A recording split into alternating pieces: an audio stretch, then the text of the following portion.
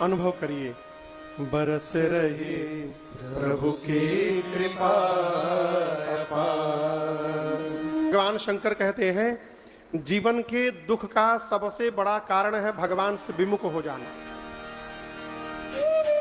देखिए दुख कुछ है नहीं, भगवान से विमुखता ही दुख है, और भगवान की ओर मुख हो जाना यही जीवन का सुख है।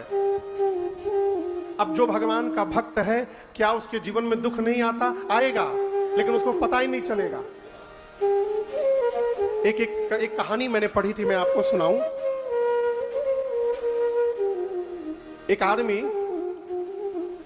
ऐसे बैठे बैठे एक दिन विचार किया कि दोपहर का समय था, बैठा था तो उसको उसकी छाया सामने दिखाई पड़ी, परछाई। तो सोचा क्या मैं अपनी परछाई को हरा सकता हूं? लगा दौड़ने, डॉक्टर साहब दौड़ने लगा। जितनी तेजी से वो दौड़े उतनी ही गति से उसकी छाया उसके आगे आगे भागे।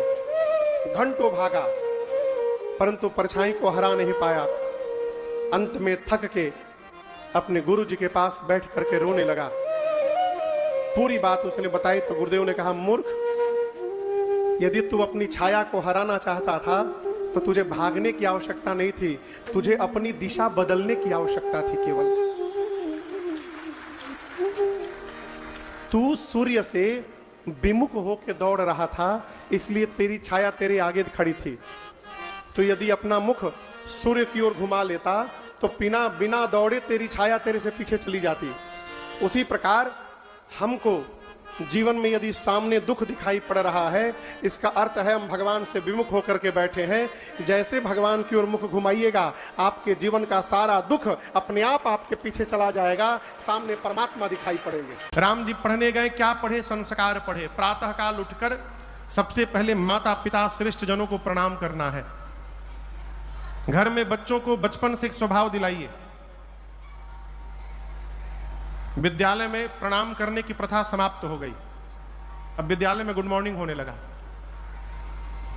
विद्यालय में बच्चों को गुड मॉर्निंग बोलने दीजिए, लेकिन घर में ये आदत न दिलाइए। घर में बच्चों को सिखाइए कि वो प्रणाम करें।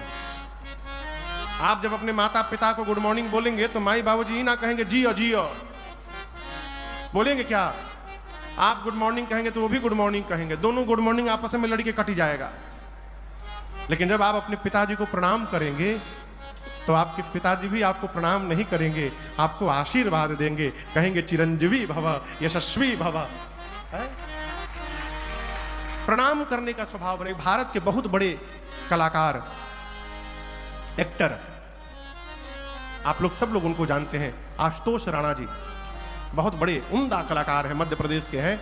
एक बार मैं उनका एक इंटरव्यू देख रहा था तो कह रहे थे कि एक बार जबलपुर, मध्य प्रदेश में उनका पैतृक निवास स्थान है जबलपुर, बोले कि हम लोग वहीं पढ़ते थे। पिताजी से जिद करके हम तीनों भाई बंबई क्राइस्ट चर्च में पढ़ने के लिए गए। आशुतोष राणा जी जो कलाकार हैं, बंबई भाइयों के साथ पढ़ने गए। 4 महीने बाद पिताजी और उनके माताजी गए मिलने के लिए बच्चों से। तो विद्यालय में एक स्थान निश्चित था जहां बच्चे अपने अभिभावक से बात कर सके, मिल सके। तो ये चारों, जितने 3 या 4 जो भी भाई थे, सब लोग आए और पिताजी को देखकर बोले, गुड मॉर्निंग बाबूजी, गुड मॉर्निंग माताजी। तो बाबूजी मुस्कुराए और उसी लहजे में बाबूजी भी उत्तर दिए। बातचीत हुई आधे घंटे तक और बड़ा आनंद है पिताजी, खूब अच्छी पढ़ाई हो रही है, आपने बहुत अच्छा किया, यहाँ पर हम लोग को भर्ती करा दिया। आधे घंटे बाद जब समय पूर्ण हुआ तो बाबूजी ने कहा, बहुत अच्छा लगा मिलकर आप लोगों से, समय नहीं है। बच्चे बोले, जी बाबूजी, तो जाइए सामान लेकर आइए आप लोग। बच्चे बोले, सामान लेकर आइए मतलब? हो गया, आप पढ़ लिए, वापस जबलपुर चलना है, अपना सामान लेकर आइए। बच्चों ने पूछा, बाबूजी हुआ क्या? उनके पिताजी ने कहा, हमने बंबई आपको भेजा था नई बात सीखने के लिए, परंतु नई बात सीखने का अर्थ ये नहीं होता है कि पुरानी बातों का विस्मरण कर दिया जाए। बचपन से लेकर आज तक आप जो बाबूजी को प्रणाम करते थे, 4 महीने में प्रणाम भूल करके गुड मॉर्निंग करने लगे। हमको अपने बच्चों को ऐसी शिक्षा नहीं देनी है, हमको अपने बच्चों को साक्षर नहीं बनाना है, शिक्षित बनाना है। आप यहां पढ़ेंगे तो आप साक्षर होंगे, और आप हमारे साथ पढ़ेंगे तो आप शिक्षित होंगे। इसलिए वापस चलिए जबलपुर, लेके चले आए जबलपुर। जीवन में कल परसों आपसे कह रहा था, शूर्पणखा ने रावण से कहा, विद्या बिनु विवेक उपजाए, श्रम फल पढ़े किए अधुर पाए। शूर्पणखा कहती है रावण से कि रावण, यदि विद्या प्राप्त हो गई, विवेक नहीं जगा, तो उस विद्या से किसी का कल्याण होने वाला नहीं है। ना अपना कल्याण होगा, ना समाज का कल्याण होगा।